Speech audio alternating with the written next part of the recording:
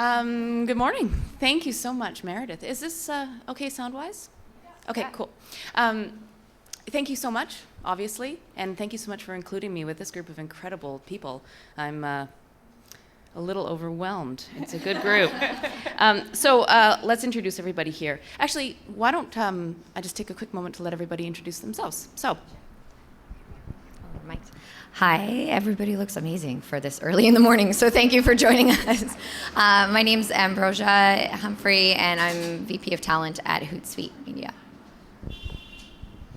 Good morning, everybody. I'm Margaret Wheeler, and I'm the Senior VP of People Potential at Lululemon.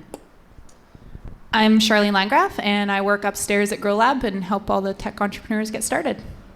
I got my own. I come with my own mic. I'm Heidi Rolston. I'm from BuildDirect. That's going to be trouble. Yeah.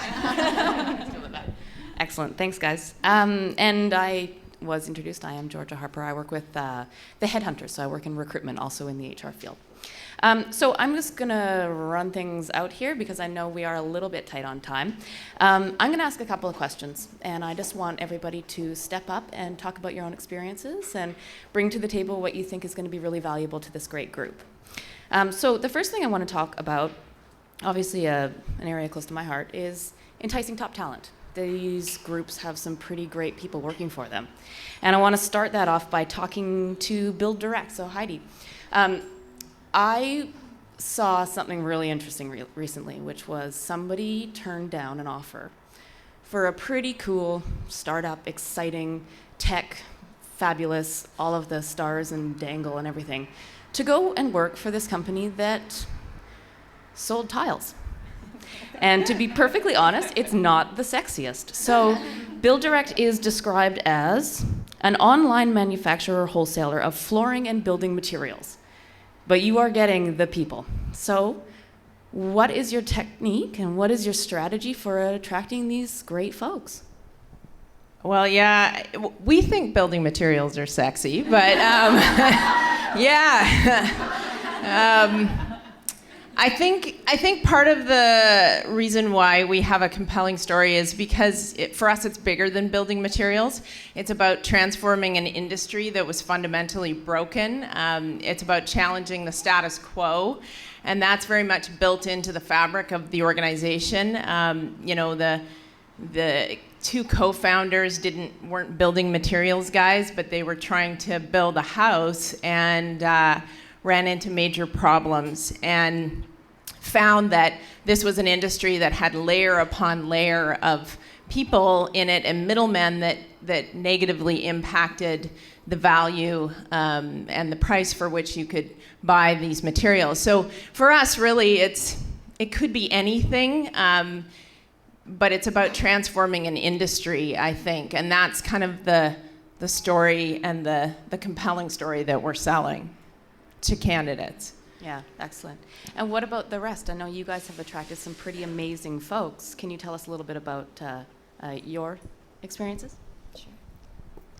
I think just adding on to what you said about finding a story and a purpose and connecting people with what that is. So you look at the companies that really win top talent, they're able to tell a story to say, this is what we're doing at Hootsuite. We talk about revolutionizing social communication, getting behind that, and building. I think, especially if you look at some of the millennial generations, that's a really huge key indicator for them, is that they can say, okay, sure, I'm applying for a receptionist job, but it's at X company that's doing this. I think connecting those dots for people and being able to really hone in on what you're looking for and attract those people is going to be where you are able to, it doesn't matter what you're making, if you have a story and a purpose for people.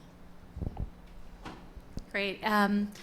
I think I don't think I'd add too much more to what you said about the culture or whatever your particular brand and your value proposition is, but what I think is really important is that you actually have to be it.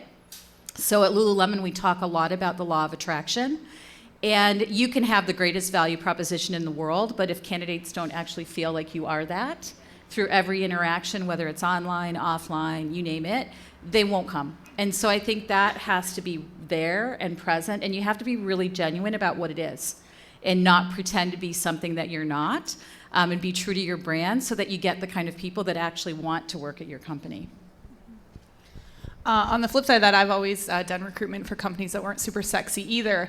And I challenge people just to be really, people are motivated by different things. So obviously going to work at Hootsuite is really cool and trendy and stuff, but what do you have in your companies that is cool? And maybe that's just the level of autonomy that you give your employees from reception all the way up to whatever, the opportunity for growth. So just honing in on those things that you're offering those candidates and then incorporating that in your story, and you're gonna get those people that are attracted to it. So maybe you get a few less because you don't have a big brand behind you right now, but you can definitely attract the right people, and those are the people that are gonna grow with you and help you build your awesome brand down the road. I think as well, what, Margaret, just to jump on what Margaret was saying, is I think being really clear about who is the right person or the ideal candidate for your business gets you a long ways, because you know what you're looking for, and those people are going to be attracted to your company anyway. If you're doing, as Margaret said, if you're genuine about what your employee experience is and what you're offering, I think having a lot of clarity about who's the right candidate for your business is really important as well.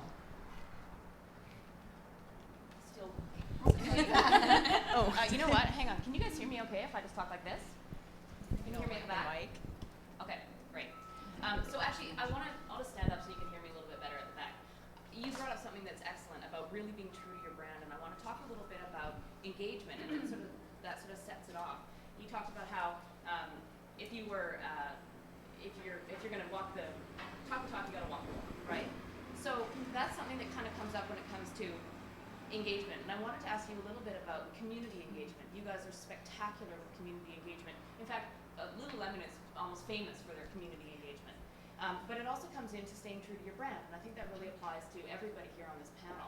So can you guys speak a little bit, and maybe you can lead us off, in terms of how do you actually implement that, maintaining that commitment to brand and keeping it true from the receptionist all the way to the VP? How do you do that? Okay, so the question's about the brand or the community, or both? Well, sorry, I had to clarify. With you guys, Yeah. I know your community Yeah. engagement is really important, but just generally, how do you keep that engagement true to brand and actually manage that process? I feel like we have to go back to the first piece, which is about who you hire. So I really, I don't think you can magically turn people into something that they're not.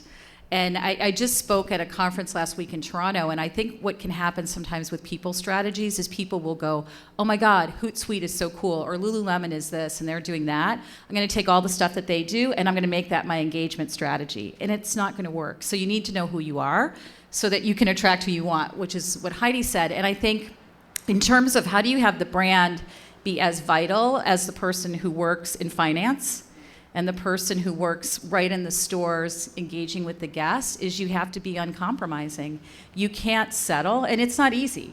So I'm not going to say it's a slam dunk, because recruiting unbelievable IT people, I've got nothing against IT people, but I'll just use that as an example, but I love them and they're amazing, but who are up for creating a vision for their life and setting goals, up for being an athlete and whatever that means to them, and being a part of a company like Lululemon that's pretty rigorous in aspects of our culture is not always easy. And so you can get tired, especially when you're growing as fast as we are, and many of you have companies, I hope, that are growing that fast and say, I'm going to compromise, or it's okay, it's good enough, and you just can't. And it isn't always perfect. So I think the other flip side of that is you have to be equally as rigorous in dealing with people who aren't what you need them to be in your culture. So as much as there is the attraction, there's maybe the retraction of that piece. So I see that as really how you keep the brand going, is you just can't compromise. And for us in particular, I think I would just speak about entrepreneurialism. So we want to have a brand that looks like you would expect it to look when you go into a Lululemon, wherever you go, and yet we want to allow the people that work for our company to have the freedom to create, because that's what's uniquely us. So who's the cool ambassador in their community? What's the cool event? What's the really cool studio? That has to be alive and well. What does the inside of the store even look like in terms of the cash art or the colors on the wall? So we're really careful about not putting too much structure and having, I'd call guardrails, but that people know the guardrails to play in, but they have the freedom to create, because that's really part of the power of the brand. Did I answer your question? Absolutely. Okay, good.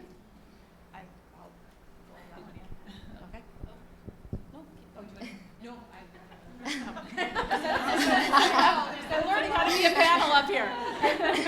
The mics are hard, but I've lost half my voice, so I'm heavily leaning on it. Right now, it's my crutch. Speaking to what you said, you can't compromise in the people that you bring on, and I think, with us right now, we're bringing on 10 people a week. It's very, very difficult. It's very rigorous. The team gets quite tired, and you start to see this. We're very careful even about how many people we interview a day, because I don't want them to slowly dilute and just be like, I talked to 10 people today, and by person number 9 they're exhausted and they're like, it's just maybe okay, because you also have to really work your team to make sure that they're unwavering and that they feel empowered to be unwavering about it, and that it's not just about hitting the number. There's a lot of pressure on hyper-growing companies, whether or not you're going from employee number 5 to 10 or employee number 300 to 500.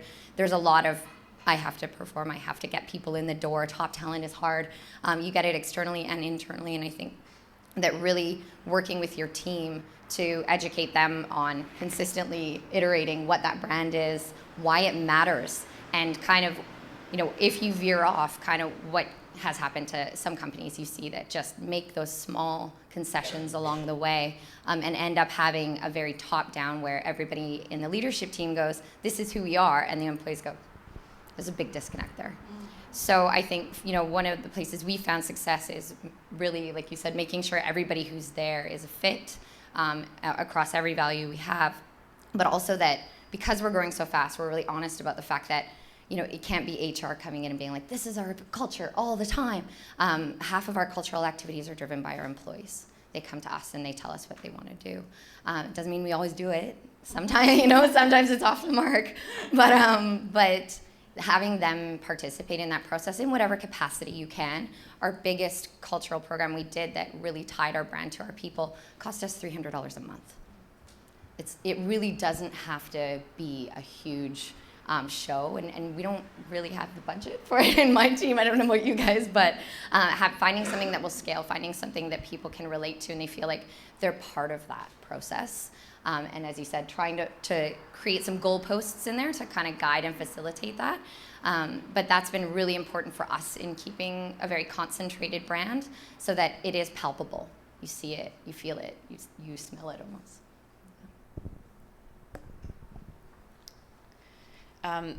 You have both really talked about scaling, and that's an area that I think this group especially will have a lot to say.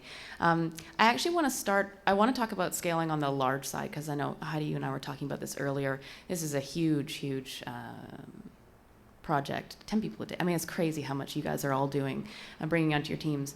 But I actually want to start by talking about scaling at the very early stages.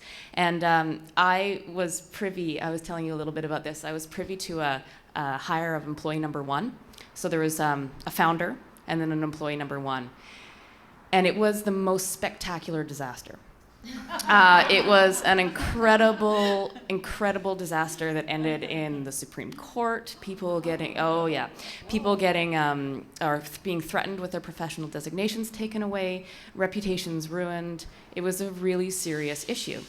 And it made me think about how important that player, or those few first players, are. And I think that you could talk a little bit about what it means to start scaling at those very first stages. So if you wouldn't mind kicking it off.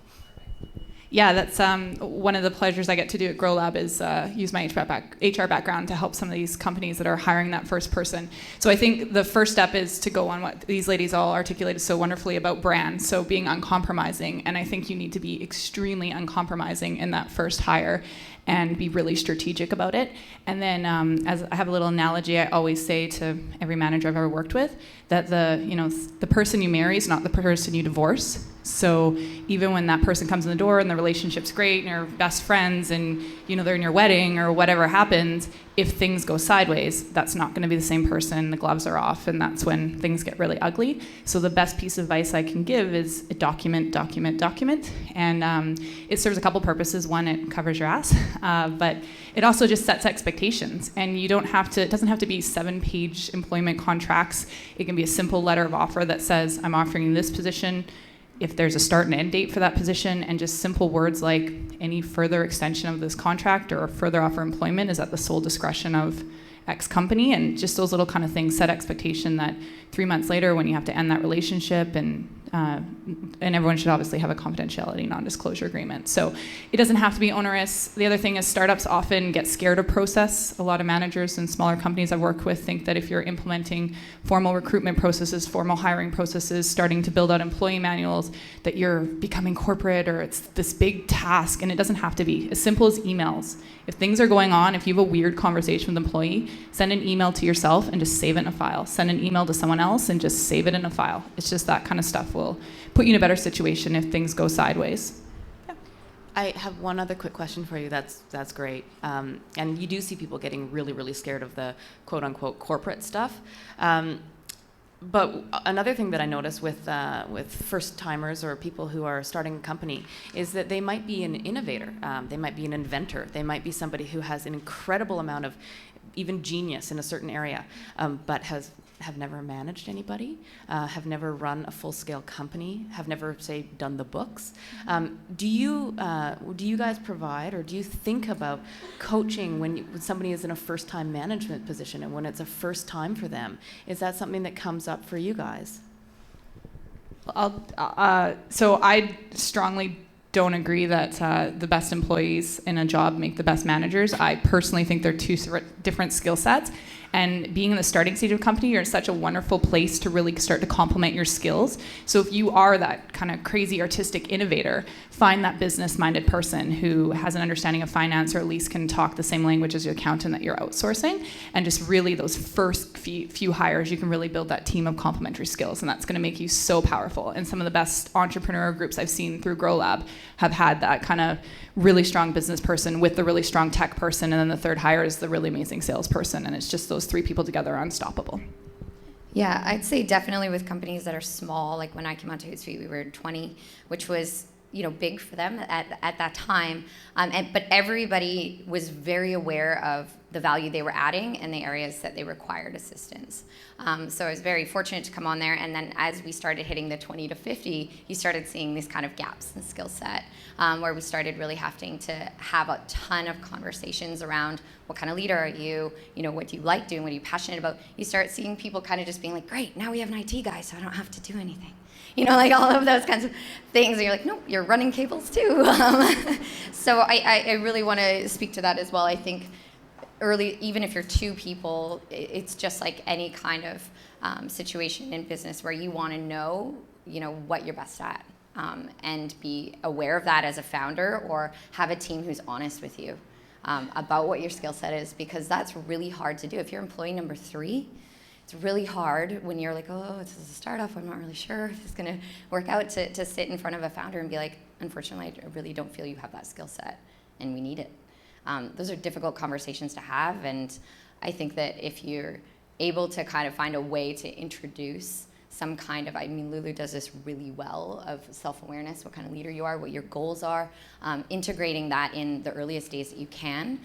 It just removes any kind of those really tension personality conflicts that sometimes are egos that sometimes get in the way, especially in the early stages.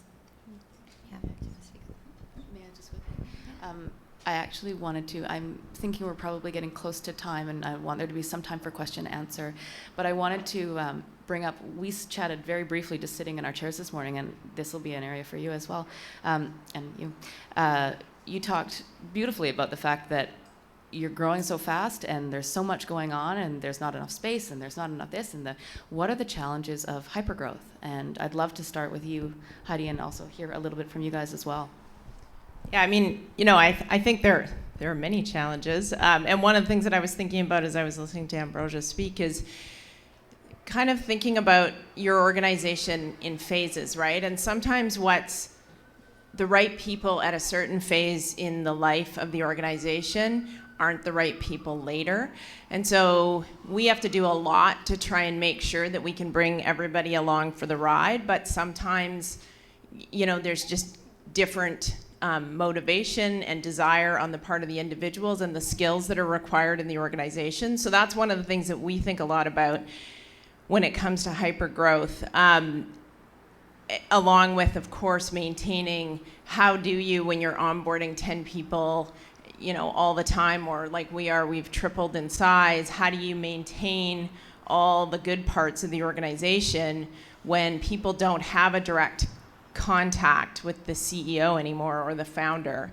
But I think practically, space right now, it sounds so stupid, but it's a massive problem for us. We've been in our space for 10 months and we've outgrown it completely, and it will stop us from hiring. So you can have all the best intentions around how you grow your leaders, et cetera, but then something as, I say dumb, but practical as space will trip you up. Just in terms of adding more people, we're at a full stop right now. So, you read my mind, what you said about the people for the future. That's what I was thinking about, because you're going to scale, and then you're going to scale again, and then you're going to scale again, and know who you're inviting in the door. So I think you were brilliant. What you said is hire people who are complementary to your strengths and complementary to your values and your culture. Because that can be problematic. And it's interesting, I've been with Lululemon for 3 years, but prior to that, before Lululemon went public, we had a really rocky period where there were people who were brought in who were not in alignment with what the culture was. And when I hear the stories, because I wasn't there, I'm astounded that the company was really able to survive that intact. So it's possible to survive and thrive, but I would say don't put yourself in that situation. Practical concerns about growth, I think the one that I'm seeing right now is helping people understand how to work together differently when the company has doubled and tripled and quadrupled in size. So you can add in a lot of complexity unintentionally.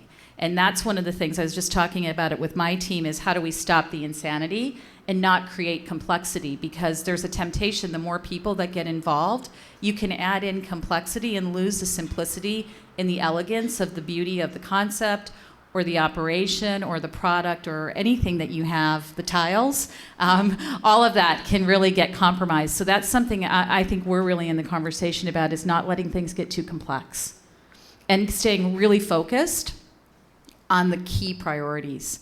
So again, more people wanting to contribute and all coming from a great place create more work and can create more work for our stores. And they do it, with the most beautiful of intention. And actually that's not what we want. So how do we really keep staying lean and focused and still grow as we need to? For Hootsuite, we've had, a really interesting year. In terms of growth, we were in the downtown east side on Dunlevy in 5 offices up and down a block. That's how bad our facilities was at the time. There was nowhere to go. There was nowhere to grow, actually. We were like a giant flower in this tiny little pot. And it took us 1.5 years of battles just to get the nuts and bolts, just to get internet that worked. We had to send people home all the time. Awful. Alana's laughing because she had to live through this. She's like, it's true.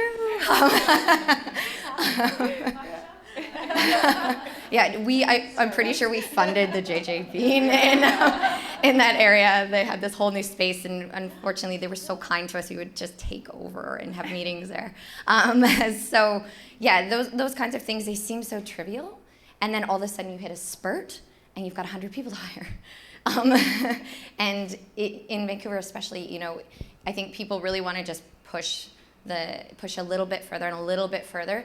But I think one thing you can do yourself a favor of, if you can, and it's very difficult, is really try and see as far out as you can and plan back.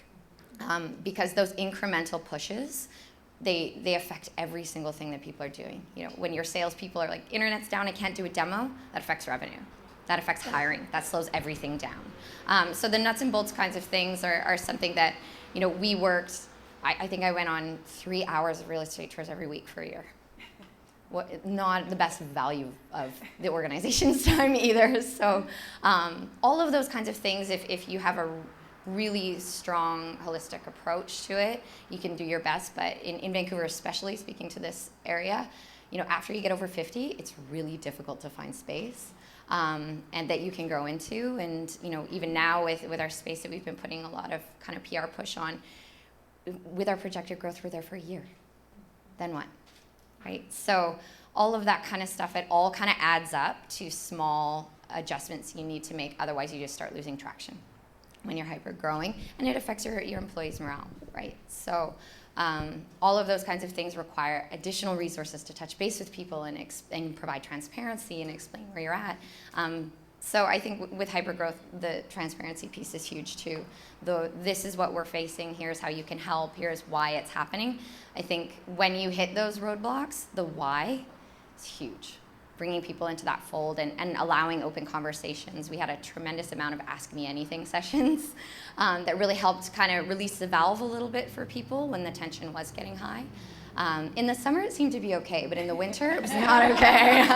People were not happy. So I think being honest about where you're at and what you're trying to achieve and what your roadblocks are. We talked about it a lot. We talked about it in media a lot. We're a social company. We're online all the time. I have, hundreds of employees who tweet before they go and chat with somebody often, So making sure that you're keeping them on the fold so that when they are going and representing you externally, they're not saying, oh, can't get any internet at Hootsuite. They're saying, we're having challenges and we're trying to fix it and here's what we're doing. And all of that matters, I think personally, when you're growing, because you ultimately become the company who's really trying, and people know and they get your story, or you become the company who's running into problems. Right. So it all kind of ties into employer brand too, and what that looks like, and ultimately that when you're growing, I would rather have hundreds of people saying and having visibility into what's going on than have them being uncertain, looking around, wondering what's happening, and often leaving, I think, because they don't feel connected and they don't get it. Right. So I think from facilities to engagement to all of those things, there's so many challenges, and every company has their own secret sauce of how they deal with it. But being really real about what you're dealing with as you're going through it, and trying in ways to incorporate any kind of assistance from your staff, I'd prefer to take that humble approach, and include them in that. I think we have time for a couple questions too. I'm sorry to interrupt you, but we're kind of getting you're right to be watching the time a little bit. So I don't know if we're okay to kind of open it up to take a few. That would be fantastic. Yeah, thanks so much. Okay. I'll let you call that. Oh, I get to be in charge. Excellent. Yes, in the back. My question relates to retention. And it's for the panel, what is your churn and what are you doing to lower it?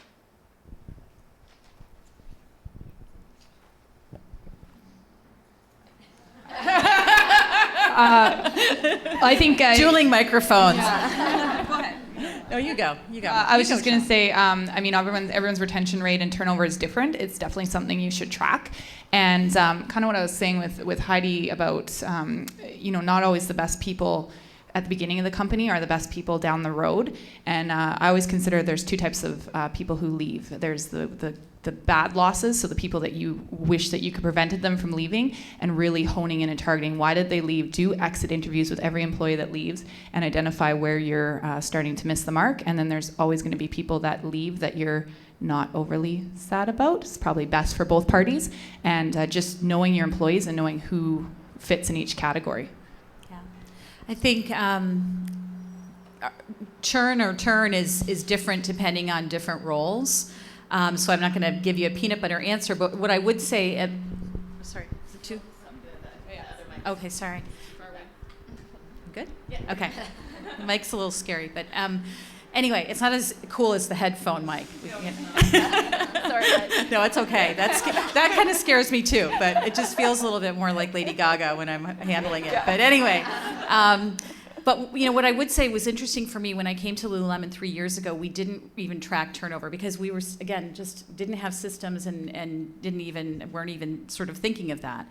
And we started to track it, and what was interesting is we're not sure what the right number is for us. And it kind of gets to what you're saying, because when you're a company that's actually focused on truly helping people create a vision for their lives and achieve their goals, if somebody has a goal, and I look around and I know there are people here who have left, who are doing things that they really want to do, it's okay. Like, I'd consider that to be a success, because we're up to something bigger than just keeping people at our company for 30 years. I mean, those days are over, right? And so that, to me, is the thing that we're still in inquiry about. So it really does go to what you're saying is, I don't want somebody to leave because they had a really bad experience working as an educator in our store. And that happens. So it's not perfect. And those are the ones that really, if anything keeps me up at night, I try not to let it, because sleep is good. It keeps me going and energizes me for all I want to do. But that's not okay. So it's really learning what is okay and what isn't. And when you're up to big things, you need to be okay to let people go off and do what they want to do.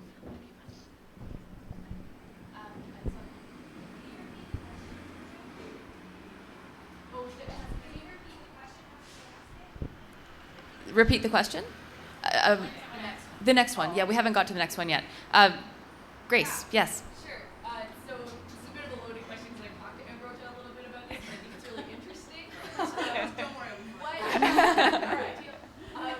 So for a rapidly scaling technology, how can you go about ensuring that the talent that's coming in has the correct skill set, and what is there a movement to kind of proactively get in there before you actually even get the candidates? So I'm just going to repeat that just so everybody heard it. It was a question about, with a rapidly growing technology company, how do you ensure that the skill set is present with these candidates? And then the second part was? How do you go about sort of proactively getting in there and maybe even helping educate people who are coming your way before they come to you? So how do you educate the candidates that are coming your way, and how do you be proactive in this?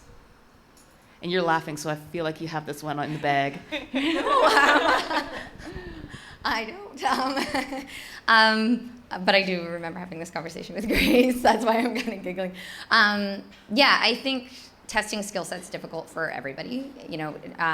We use something called Prove It, which is just a tool that we use to test developers. PR does it.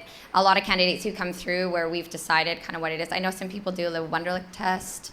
Everybody has kind of their own gauge. It's definitely worked for us. I think everybody has to have their own kind of test on how they want to gauge what it is, depending on what it is. For IT in particular, that's our big one, and it saves us a lot of cycles. But we still test people when they come in for interviews as well, just on the spot, just to see how they work through the issues as well. So I think for us, it's kind of a mix of that with developers in particular. And then group interviews, all of those kinds of things to read on fit, all that kind of stuff. But one of the things we're doing in order to start that conversation with talent early is Hootsuite's done a lot of work working with the educators on making sure that we're getting into schools and we're having conversations about what we need, actually, to make sure that the candidates who come in are aligned with the skills that we require to do our job. So mobile, everybody's mobile right now. A lot of the developers that are coming out of school want to do mobile because it's hot, it's sexy. And are the schools really teaching that exact, thing that we need out of that, or what we're looking for out of them? And I think there's usually a lag.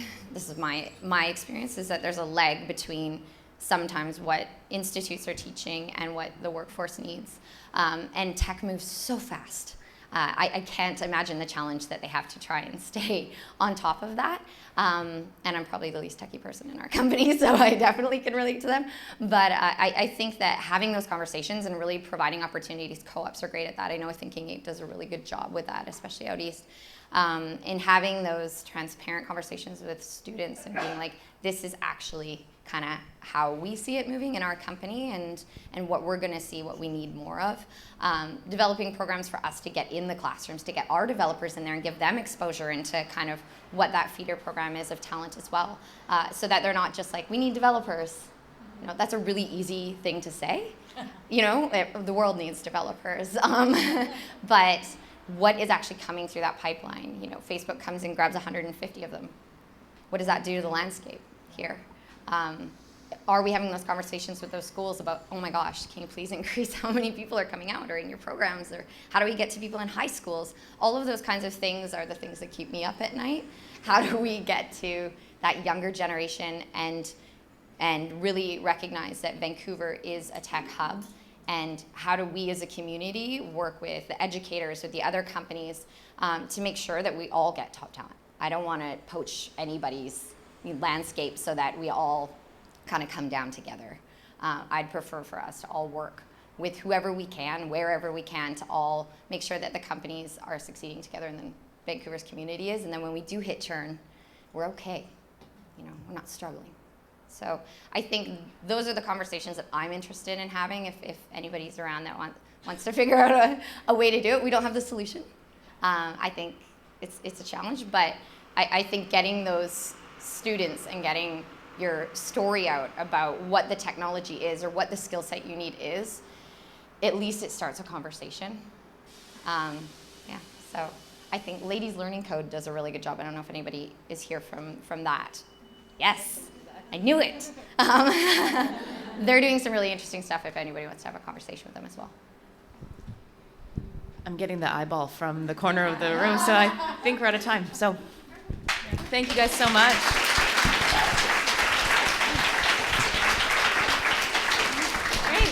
Yeah, thank you very much, ladies. That was such a wonderful way to start the day. Before Ambrosia heads off, we have a few words to say. It is her birthday, so we do want to recognize that. So wish Ambrosia a happy birthday.